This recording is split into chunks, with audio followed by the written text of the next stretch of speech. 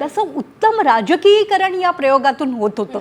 तो प्रयोग कदाचित आता संपतोय. अगदी आपण परत येऊयात या मुद्द्यावर. पण सध्या आपण दिल्लीमध्ये पाहतोय आनंदाचं उत्साहाचं वातावरण भाजपकडून सध्या बघायला मिळत आहे आणि त्या ठिकाणी आमचे प्रतिनिधी प्रमोद जगताप आहेत. संपूर्ण परिस्थिती दिल्लीमध्ये कसे वारे वाहत आहे त्या ठिकाणचा आढावा प्रमोद जगताप यांनी घेतलाय. दिल्ली विधानसभामध्ये भारतीय जनता पार्टीचं घवघवीत यश बघायला मिळते. आज झाल्याच्या नंतर भारतीय जनता पार्टीचे दिल्लीतील प्रदेश कार्यालय आहे त्या कार्यालयाच्या बाहेर जल्लोषाचं वातावरण बघायला मिळतंय. आज प्रभू श्रीरामाचे झेंडे घेऊन काही भक्त जे आहेत ते इथं आलेले आहेत आणि गदा देखील त्यांच्या हातामध्ये बघायला मिळतो. आपण त्यांच्याशी बातचीत करण्याचा प्रयत्न करूया.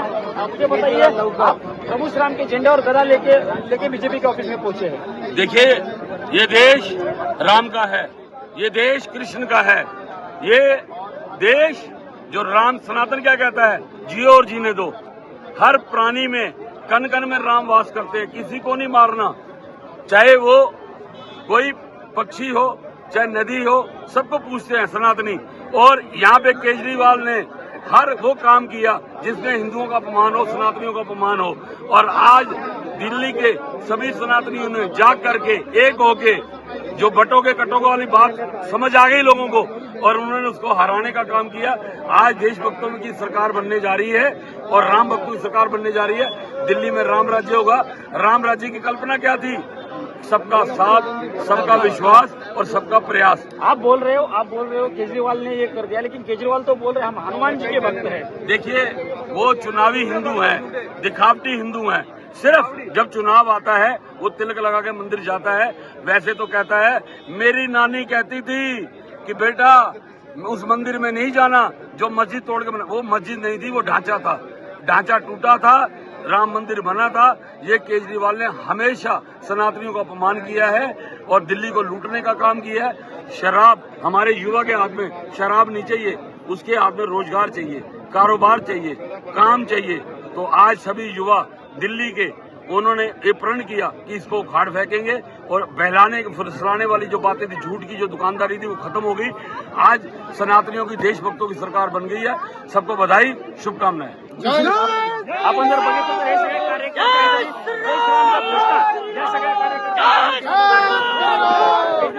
हे खोटं बोलत अशा पद्धतीने घोषणा या सगळ्या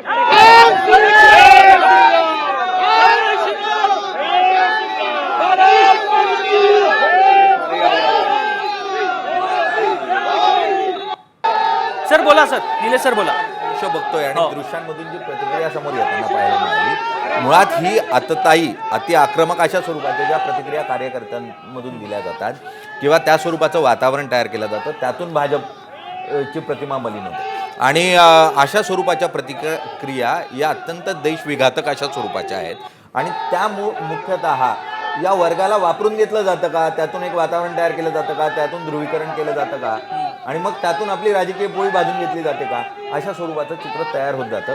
देशहित हे निश्चितपणे राखलं गेलं पाहिजे, पण देशहित कशात आहे हेही आपल्याला दूरगामी विचार करावा लागेल.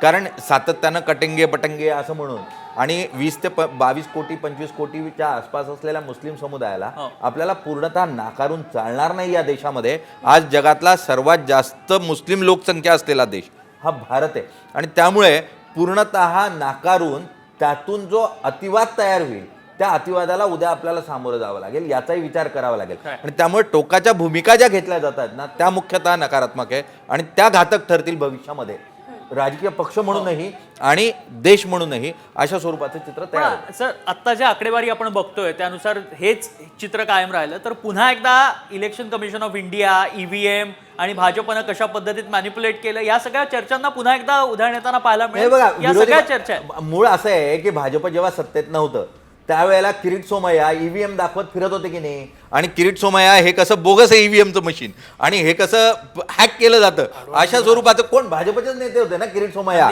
का किरीट सोमय्या आकाशातून पडले होते की NGO चालवत होते, तर ते मुख्यतः भाजपचेच होते. विरोधी पक्षाचं काम असतं अशा स्वरूपाचा प्रचार करण्याचं.